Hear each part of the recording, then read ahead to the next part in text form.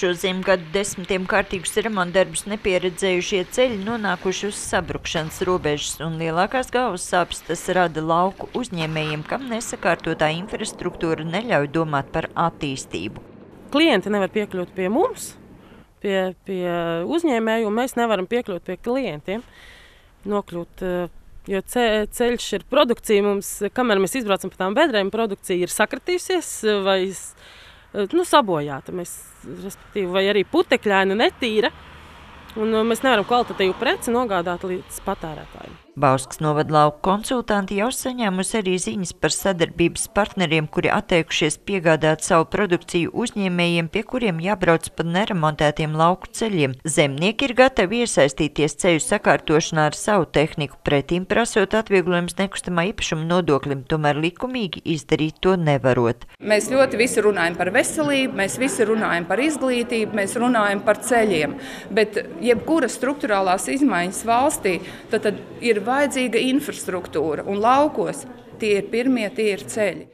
Ja nebūs sakārtot šie ceļi, cilvēki pārtrauks uzņēmēju darbību, jaunie vēl jo vairāk aizbrauks projām, un to mēs nedrīkstam pielaist. Un ja kāds saka, kad ir izdoti likumi kādreiz, tiešām viņi ir izdoti, tad tos ir izdevuši cilvēki, un arī mainīt var cilvēki.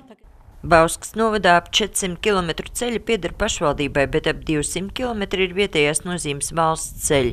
Vecsalas pagastā, kur ceļu kopgarums ir vislielākais, uz sapulces sanākušie ironizē, ka galvenais, lai papīri kārtībā, bet labi ceļi esot vien tur, kur dzīvo kāds augstāks kungs. Teiksim, es ar vieglo mašīnu uz savu māju nevaru tikt pavasarī un rudenī. Es nevaru tikt, bet tas jau nekas. Tagad ir valsts ceļi un tā tālāk, pašvaldību ceļi. Tas ir taču galvenais. Ja?